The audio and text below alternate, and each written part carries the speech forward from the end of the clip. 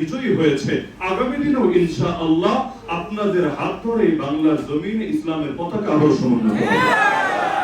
আমার সামনে আপনারা যারা রয়েছেন, আল্লাহ এবং তার রাসূলের ঘোষণা অনুসারেই আপনারা হলেন সৃষ্টির ভেতরে সবচেয়ে শ্রেষ্ঠ। আল্লাহ রাসূল বলেন, খায়রুকুম মান তাআল্লামাল কুরআনা ওয়া আল্লামা। তোমাদের মধ্যে সর্বোত্তম সে যে কোরআনের জ্ঞান নিজেও শিখেছে এবং মানুষকেও শিক্ষাদান করেছে।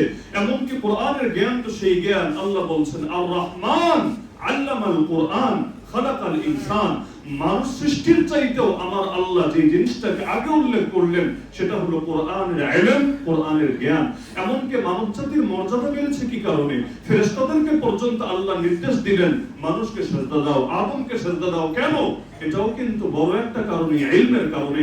কারণ আল্লাহ তাআলা তাকে এমন কিছু ইলম শিক্ষা দিয়েছিলেন, ফেরেশতাদেরকে বললেন তোমরা এগুলোর নাম, এগুলোর বৃত্তান্ত আমাকে বলো। ফেরেশতারা বলল, আল্লাহ আমরা তো পারবো না, সুবহানাকা লা ইলমা লানা ইল্লা মা আল্লামতানা ইন্নাকা আনতাল আলিমুল হাকিম। কিন্তু আদম আলাইহিস সালামকে জিজ্ঞেস করলেন, তিনি তার ইলমের মাধ্যমে সব বলে দিলেন। আল্লাহ তাআলা ফেরেশতাদেরকে আদেশ দিলেন, উসজুদু লি আদম, তোমরা আদমের প্রতি সম্মান দেখানোর জন্য সিজদা করো। তাহলে এই যে মানব জাতিকে মাসজুদুল মালাইকা বা ফেরেশতাদের সিজদা করার উপযুক্ত বানিয়েছিলেন, সেটাও তো ইলমের কারণে। এমনকি যতদিন পর্যন্ত পৃথিবীর বুকে ইলম থাকবে, এই দুনিয়াটাও স্বাভাবিকভাবে ফাংশন করবে।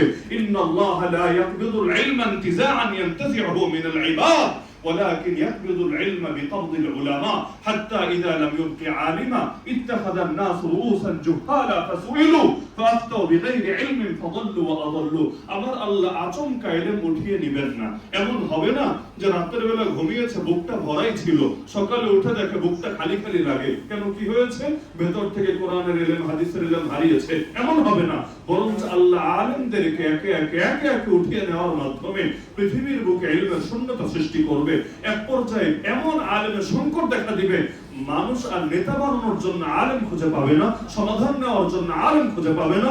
তখন জাহেলদেরকে, মূর্খদেরকে, গবেটদেরকে নিজেদের নেতা বানিয়ে নিবে। ফলে নিজেরাও পথ হারাবে, গোটা জাতিকে বিপদগামী করবে। এই কারণেই তো আল্লাহ রাসূল জানিয়েছেন আপনাদের মর্যাদা এত বেশি। এমনকি আলেম হওয়া তো পরে, আলেম হওয়ার জন্য একটা বাচ্চাও যখন তার লেখাপড়া শুরু করে, গর্তের পিঁপড়া থেকে সমুদ্রের মাছ পর্যন্ত প্রতিটা জীবজন্তু তার জন্য দোয়া করতে থাকে। এমনকি আসমানের ফেরেশতা পর্যন্ত তাকে সম্মান দিতে থাকে। কেন? দুনিয়ার কত মানুষ দোয়া না করতে পারে, কিন্তু প্রতিটা জীবজন্তু, সে সাগরেই থাকুক, নদীতেই থাকুক, খাল বিলেই থাকুক, আর সে স্থলেই থাকুক, কেন দোয়া করে? কারণ আমরা না জানতে পারি, ওরা ভালো করে জানে। এদের বরকতেই, এই ইলমে দ্বীনের চর্চা যারা করছে, এদের বরকতেই দ্বীন টিকে থাকবে। আর দ্বীন টিকে থাকলে দুনিয়া টিকে থাকবে। যেদিন দ্বীনের অস্তিত্ব থাকবে না, সেদিন আর এই পৃথিবীরও কোনো প্রয়োজন থাকবে না। লা তাকুমুস সাআ হাত্তা ইউকালা ফিল আরদি আল্লাহ আল্লাহ। তার মানে আল্লাহ তাআলা আপনাদের মাধ্যমে এই জমিনের ভেতর শুধু ইলমকে টিকিয়ে রেখেছেন তা না, এই জমিনকেও টিকিয়ে রেখেছেন। এজন্যই তো আল্লাহ রাসূল জানিয়েছেন, আকাশে তারকাদের উপরে চাঁদের মর্যাদা যেমন সাধারণ বুজুর্গদের চাইতে, ইবাদতকারী মানুষদের চাইতেও আলেমদের মর্যাদা এমন। তাহলে এই পরিমাণ মর্যাদা আল্লাহ আপনাদেরকে দিয়েছেন। এমনকি নেতৃত্বের সঙ্গেও ইলমকে সম্পৃক্ত করেছেন। ইউসুফ আলাইহিস সালাম নেতৃত্ব চান নাই? বলবেন নেতৃত্ব আবার চাই কিভাবে? আরে ভাই, আল্লাহ তো দোয়া শিখিয়েছেন আমাদেরকে, রব্বানা হাব লানা মিন আজওয়াজিনা ওয়া যুররিয়াতিনা কুররাতা আয়ুন, এরপর ওয়াজআলনা লিল মুত্তাকিনা ইমামা। হে আল্লাহ, আমাদেরকে মুত্তাকিদের ইমাম বানিয়ে দেন। ইমাম মানে কি? বাংলাদেশে থাকতে থাকতে আবার ইমাম অর্থ ভুলে যায় না, কারণ বাংলাদেশে তো ইমাম মানে হয়ে গেছে কর্মচারী। ইমাম মানে হয়ে গেছে কর্মচারী। কমিটির যেভাবে মনে চাইবে সেভাবে নাচাবে। কোনো কথা যদি স্বার্থে আঘাত লাগে সঙ্গে সঙ্গে চাকরি নট করে দিবে। যার কারণে নদীর পাড়ের বাড়ির যেমন কোনো গ্যারান্টি থাকে না, একইভাবে গাভিন গাই বাচ্চা দেওয়ার টাইম চলে এসেছে, গ্যারান্টি নাই কখন দিবে কখন দিবে না। একইভাবে কোনো মসজিদে ইমাম যদি 10 বছর 20 বছর থাকে, আপনি তার রুমে গেলে বেশি মালসামানা খুঁজে পাবেন না। আমার অভিজ্ঞতা আমি বলি, সারা বাংলাদেশে তো কম বেশি ঘুরি, মাঝে মাঝে ইমাম সাহেবরা দেখলে মসজিদে একটু রুমে নিয়ে যায়, শুধু একটু 2 মিনিট বসে একটু চা নাস্তা খেয়ে যান। ওই রুমে গেলে দেখি বেশি মালসামানা নাই। যদি জিজ্ঞেস করি ইমাম সাহেব মসজিদে কয় বছর, কেউ বলে 5 বছর, কেউ 10 বছর, কেউ 20 বছর। আচ্ছা, সুবহানাল্লাহ, এত কাল থাকলেন, তাহলে মালসামানা এত কম কেন? এর মধ্যে চৌকিটা তো মসজিদেরই দেওয়া, তার নিজের কেনা না। আবার আরো যা কিছু আছে বড় একটা অংশ মসজিদের দেওয়া। তার নিজের যা আছে এগুলো গোছাতে বেশি থেকে বেশি 10 মিনিট লাগবে, এর চাইতে বেশি লাগার কথা না।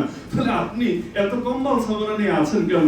জবাব দেয়, সকালেও তো জানি না বিকেলে থাকতে পারবো কিনা, বিকেলেও তো জানি না রাত পর্যন্ত রিজিক থাকবে কিনা, জুম্মা পড়ানোর সময়ও জানি না আসর নামাজটা এখানে পড়তে পারবো কিনা। এমনও হয়েছে সুদ নিয়ে বয়ান করার কারণে ইমামের চাকরি নট হয়েছে। সভাপতি নিজেই সুদের সাথে জড়িত, নিজেই সুদের সাথে জড়িত। এ কারণে সে ভেবেছে হুজুর মনে হয় তার বিরুদ্ধে উস্কানি দিচ্ছে, গ্রুপিং করছে, অন্য একটা গ্রুপকে শক্তিশালী করে দিচ্ছে। এমনকি বাস্তবতা এটাই, এই দেশে এই বড় বড় সেকুলার রাজনৈতিক দলগুলো হুজুরদেরকে বরাবরই নিজেদের স্বার্থে ব্যবহার করতে চেয়েছে। ওরা হুজুরদেরকে নেতৃত্ব দেখতে চায় না। এমনকি ওদের সাথে যারা জোটবদ্ধ হয় এদেরকেও বিভিন্ন ভাবে ইঞ্জিনিয়ারিং করে ওরা সংসদ পর্যন্ত যেতে দেয় না। ওরা বাদ দেয়, নিজেদের জোটে যারা থাকে ওদেরকে পর্যন্ত যেতে দেয় না। কেন? তারা খুব ভালো করে জানে এই হুজুররাই যদি এই দেশের নেতৃত্বে বসে যায় তাহলে ভণ্ডরা তো ভণ্ডামি করতে পারবে না। ওরা কিছু বোঝে না তা না, কিছু জানে না তা না, সব ভালো করে জানে, কিন্তু ওরা ভয় পায় আলো যদি জ্বলে যায় অন্ধকার থাকবে কিভাবে এই দেশে। এই যেমন জাতীয় সংসদের মূল কাজ কি? মূল কাজ হলো আইন প্রণয়ন করা, এবং এমপি যারা হয় এমপিদেরকে বলা হয় আইন প্রণেতা, বিধান প্রণেতা। তার মানে জাতীয় সংসদের মূল কাজই এটা। জাতীয় সংসদে দাঁড়িয়ে মৌলবাদের 14 গোষ্ঠী উদ্ধার করা এটা জাতীয় সংসদের কাজ না। জাতীয় সংসদে দাঁড়িয়ে নেত্রীর উদ্দেশ্যে গান বাজনা করা এটা জাতীয় সংসদের কাজ না। জাতীয় সংসদের মূল কাজই হলো আইন প্রণয়ন করা, বিধান প্রণয়ন করা। এখন আইন প্রণয়নের জায়গায় যদি হুজুররা চলে যায়, আলেমরা চলে যায়, ইমামরা চলে যায়, শত মানুষরা চলে যায়, ওরা ভালো করে জানে তাহলে ভণ্ডামি তো বেশি দিন করতে পারবে না। কারণ আলেমরা নেতৃত্বে গেলে চুরিচামারি করবে কিভাবে, আলেমরা নেতৃত্বে গেলে চাঁদাবাজি করবে কিভাবে, আলেমরা নেতৃত্বে গেলে দুর্নীতি করবে কিভাবে, আলেমরা নেতৃত্বে গেলে খুন খারাপি করে পার পাবে কিভাবে, আলেমরা নেতৃত্বে গেলে পতিতালয় খুলবে কিভাবে, আলেমরা নেতৃত্বে গেলে মদের বারের লাইসেন্স দিবে কিভাবে, আলেমরা নেতৃত্ব দিলে এই দেশের মধ্যে কাফের মুশরিকদের আদর্শ এবং এজেন্ডা বাস্তবায়ন করবে কিভাবে। এমনকি সবচেয়ে বড় ভয়, একবার যদি আলেমদের নেতৃত্ব প্রতিষ্ঠিত হয়ে যায় মানুষ আলোর সন্ধান পেলে অন্ধকার সহ্য করতে পারে না। আগে যখন কারেন্ট ছিল না মানুষ ওই জীবনে অভ্যস্ত ছিল, কিন্তু এখন যখন কারেন্ট চলে এসেছে, বিদ্যুৎ চলে এসেছে, 10 মিনিটের লোডশেডিং হলেও ভালো লাগে না। ওরা জানে এই দেশে একবার যদি ইসলামপন্থীরা দাঁড়ায় যায়, একবার যদি আলেমরা নেতৃত্বে চলে যায়, তখন ওদের এই বস্তা পচা রাজনীতি জাতীয় হবে না।